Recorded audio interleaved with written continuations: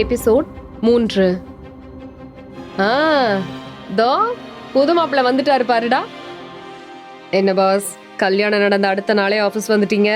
உங்க புது பொண்டாட்டி எப்படி விட்டாங்க? ஒருவித நக்கலான கேள்வி தன் முன்னால் எழுந்ததும் அந்த நபரை கொலை செய்யும் பார்வை பார்த்தவன் வேகமாக அந்த நபரை நோக்கி நடந்தான். ஏய், நீ என்ன சொன்ன என்று கோபத்தோடு கேட்டான் அமுதன். நான் இப்ப என்ன பாஸ் தப்பா சொல்லிட்டேன்? உனக்கு இப்பதான் கல்யாணம் ஆயிருக்கு, அதுக்குள்ள எதுக்கு நீ வேலைக்கு வந்த என்று அந்த உடன் பணி செய்பவன் கேட்க அமுதனும், நான் எப்ப வேலைக்கு வந்தா உனக்கு என்ன, நீ ஏன் எனக்கு சம்பளம் கொடுக்கற என்றான். உண்மைதான்ப்பா, நான் ஒன்னும் உனக்கு சம்பளம் கொடுக்கல, ஆனா நீதான் சம்பளம் கொடுக்கற முதலாளி வீட்லயே சம்பந்தம் முடிச்சிட்டியே என்று வேண்டுமென்றே ஒருவித மர்ம சிரிப்போடு அந்த நபர் சொல்லவும் அதை கேட்டு அங்கிருந்த அனைவருமே தங்களுக்குள் சிரித்துக் கொண்டனர். அதை அமுதனால் பார்த்து கொண்டு அமைதியாக இருக்க முடியவில்லை.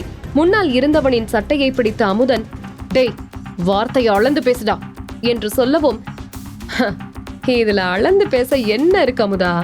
இங்க இருக்கிற எல்லாருக்குமே தெரியும் நீ என்ன காரியம் பண்ணிட்டு வந்திருக்கேன்னு. அது சரி, அந்த பொண்ணுதான் கம்பெனிக்கு வராதே, அப்புறம் எப்படிடா மயக்குன என்றான் ஒருவன். அட, இதுல என்ன பாஸ் சந்தேகம்? இவன் தான் ஓனர் பையனோட ஃப்ரெண்டா இருந்தானே, ஃப்ரெண்ட பார்க்க போறேங்கிற சாக்குல போய் அந்த பொண்ணை மயக்கிட்டு வந்துட்டான் போல என்று ஒருத்தன் சொல்ல அதை கேட்ட இன்னொருத்தனும், ஆமாடா, நானும் அப்படித்தான் நினைக்கிறேன் என்றான். அமுதனுக்கு அவர்கள் அனைவரும் பேசிக்கொள்வதை கேட்க மிகவும் அருவருப்பாக இருந்தது. இத்தனை ஆண்டுகள் அவன் இது போன்ற ஒரு பெயரை எங்கேயும் சம்பாதித்தது இல்லை. அமுதன் படித்தான், அதனால் முதல் மதிப்பெண் பெற்றான். அவன் மிகவும் திறமையானவன், அதனால் இங்கு வேலைக்கு சேர்ந்தான்.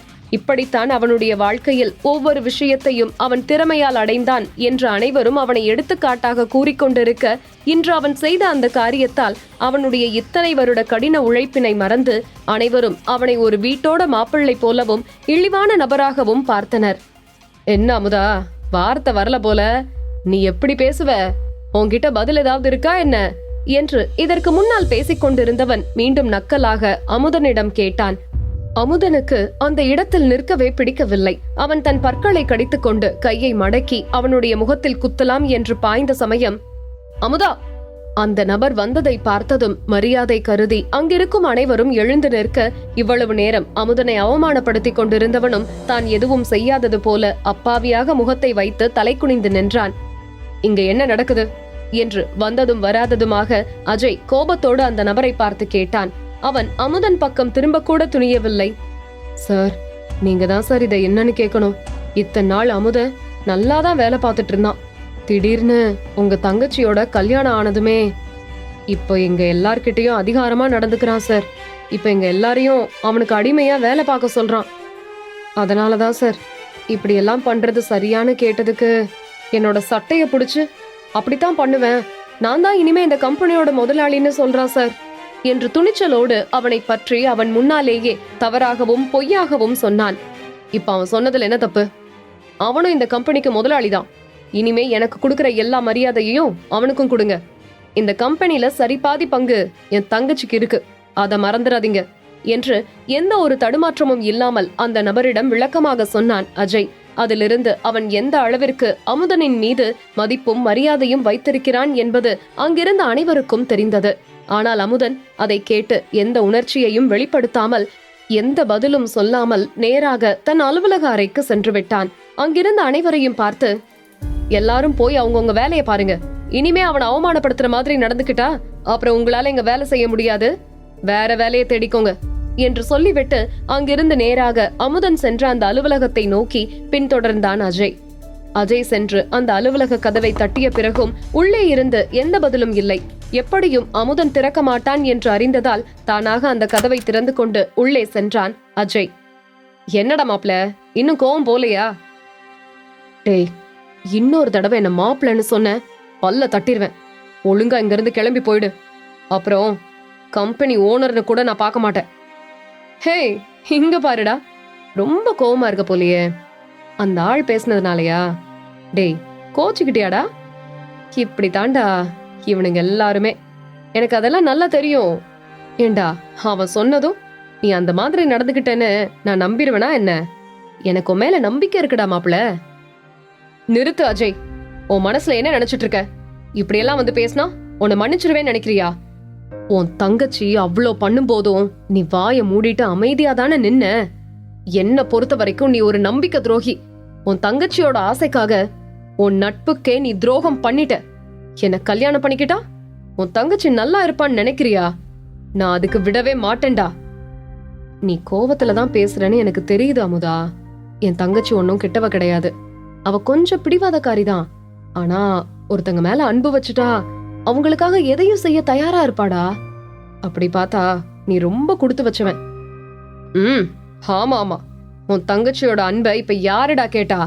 ஒழுங்கா இங்க இருந்து கிளம்பி போயிரு, இல்லனா ஏதாவது சொல்லிட போறேன். சரி சரி, நான் கிளம்புறேன். ஆனா அதுக்கு முன்னாடி அப்பா உன்னை பாக்கணும்னு சொன்னாரு. வீட்டுக்கு வந்துட்டு போடா. ஐயோ கடவுளே, உங்க வீட்டுக்கு வந்ததுனால எனக்கு இப்ப வாழ்க்கையில வந்திருக்கிற சோதனையே போதும். இனிமே அந்த வீட்டு பக்கம் கூட நான் தலை வச்சு படுக்க மாட்டேன்டா. ஆஹா, என்ன மாமே இப்படி எல்லாம் பேசுற? இனி எங்க வீட்டுல யாரு இருக்க போறா? நீ பயப்பட. அதான் என் தங்கச்சிய உங்க வீட்டுக்கு கூட்டிட்டு போயிட்டியடா. வேணும்னா அவளை வந்து நீயே கூட்டிட்டு போயேன். சரி சரி, எனக்கு வேலை இருக்கு. நான் உன்னை விசாரிக்கலாம்னு தான் வந்தேன். மறக்காம என் தங்கச்சியை கூட்டிட்டு நாளை காலையில வீட்டுக்கு வந்துரு. அப்படி வீட்டுக்கு வரலன்னா ஆபீஸ் வேலை எல்லாத்தையும் நிறுத்தி வச்சுட்டு நாளைக்கு ஆபீஸ்க்கு லீவ் விட்டுட்டு இந்த இடத்துலயே பேச வேண்டியதை நாங்க பேசி முடிச்சிருவோம். இல்ல இல்ல, நான் ஆபீஸ்க்கெல்லாம் வரமாட்டேன், லீவ் போட்டுருவேன்னு நீ பிளான் பண்ணா நானும் எங்க அப்பாவும் உன் வீட்டுக்கு கிளம்பி வந்துருவோம். அவமானப்படுத்துறத பத்தி எல்லாம் எங்களுக்கு கவலை இல்லடா. ஏன்னா எனக்கும் எங்க அப்பாவுக்கும் தமிழ் சந்தோஷமா இருந்தாலே போதும்டா. அதானே, உங்களுக்கெல்லாம் அந்த தமிழ் நல்லா இருந்தா போதும். அவளால மத்தவங்க எல்லாரும் எப்படி அசிங்கப்பட்டாலும் அத பத்தி எந்த கவலையும் இல்ல. என்ன மானங்கெட்ட குடும்பட்டா உங்களோடது. அவன் சொல்வதை காதில் வாங்கிக் கொள்ளாதவாறு அங்கிருந்து வெளியேறினான் அஜய். அவனுக்கு தெரியும் அவ்வளவு சீக்கிரம் அமுதனின் கோபத்தை குறைக்க முடியாது என்று. இரவு வீட்டில் அவன் வருவதற்காக நீண்ட நேரம் காத்திருந்தவள் சத்தம் கேட்டு சரியாக 11 மணிக்கு சென்று கதவை திறந்தாள். என்னங்க, ஆபீஸ்ல இருந்து வர இவ்ளோ லேட் ஆயிடுச்சு என்று அவனிடம் கேட்டுக்கொண்டே அவன் பையை வாங்க போனவள் அங்கு அவன் அருகே நின்றிருக்கும் பெண்ணை பார்த்து அதிர்ச்சி அடைந்தாள். கையில் ஒரு துணிப்பையோடு நின்று கொண்டிருந்த அபிநயாவோ அவளை பார்த்ததும் உடனடியாக தலையை குனிந்து கொண்டாள். அவள் செயல்களை கவனித்த அமுதன், வழிவிட்டு நில்லு, வீட்டுக்குள்ள வரது தெரியலையா உனக்கு என்றவன் அபிநயாவின் பையை வாங்கிக் கொண்டு வீட்டிற்குள் செல்லவும் தன்னை தட்டிவிட்டு அமுதன் நடக்க அவன் பின்னாலேயே அபிநயாவும் செல்வதை கவனித்த தமிழின் கண்களில் கண்ணீர் குளமாக கட்டியது. பற்களால் இதழ்களை கடித்துக் கொண்டவள் வேகமாக தன் கண்ணீரை கட்டுப்படுத்தி வீட்டிற்குள் நடந்து வந்தாள். எங்க பாரு, இவ அபிநயா கொஞ்ச நாள் இங்கதான் இருப்பா. நீயும் அபிநயாவும் நம்ம ரூம்ல படுத்துக்கோங்க, நான் இங்கே சோஃபால படுத்துக்கிறேன் என்று அவன் சொல்லி முடித்த பின் உடனடியாக அபிநயாவும் அவனும் மாடிப்படி ஏறி சென்றனர்.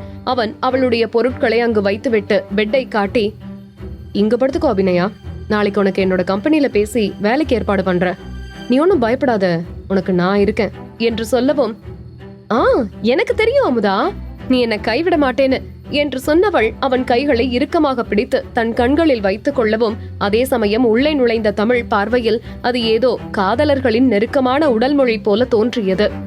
சரி சரி, நீ முதல்ல போய் ஃப்ரெஷ் அப் ஆயிட்டு வா, தமிழோட ட்ரெஸ் போட்டுக்கோ என்று சொல்லி தமிழை அவன் பார்க்கவும் அவளும் எதுவும் பேசாமல் தன் உடைகளை எடுத்து கொடுத்தாள். அதை வாங்கிக் கொண்டு அவள் குளியலறைக்குள் செல்லவும் தமிழை திரும்பி பார்த்தவனோ, அவளுக்கு தேவையானதெல்லாம் பண்ணிக்கொடு என்றான். தமிழ், எவ்வளவு நாள் அவ இங்கே இருக்க போறா? எதுக்காக இங்க இருக்கிறா?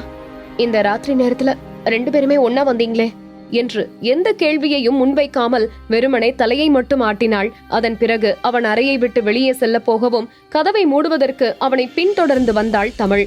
அவளுடைய பார்வை தரையை மட்டும்தான் பார்த்து கொண்டிருந்தது. அவளோ அவன் வெளியே சென்றதும் அந்த கதவை மூடச் செல்ல உடனடியாக இடையில் ஏதோ வந்து கதவை மூட விடாமல் தடுத்தது. தன் பார்வையை உயர்த்தி பார்த்த சமயம் அவன் கைகள் கதவை பிடித்திருக்க அவளோ கண்களை உயர்த்தி அவன் கண்களை பார்த்தாள்.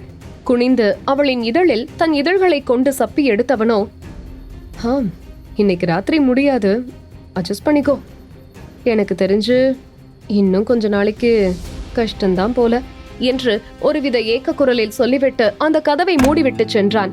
தமிழ் சிறிது நேரம் முன்னால் தன் வாழ்க்கை பறிப்போய் விடுமோ என்ற சோகத்தில் இருந்தவளுக்கு அவனுடைய இத்தகைய செயல் குழப்பத்தை கொடுத்தது. இதுக்கு என்ன அர்த்தம்? காதலிச்ச பொண்ண வீட்டுக்கு கூட்டிட்டு வந்திருக்காரு. அவ கூட வாழ நினைச்சா என்கிட்ட எதுக்காக இப்படி நடந்துக்கணும்? அதுலயும் அந்த ஏக்கம் எதுக்கு? ஏதோ அபினியாதான் இங்க தேர்ட் பர்சன் மாதிரியும் எங்களோட தனிமையில அவ இடையூறு மாதிரியும் சொல்லிட்டு போறாரே அவரு. எப்படி அவனை புரிந்து கொள்வது என்று அறியாமல் குழம்பி நின்றாள் தமிழ்.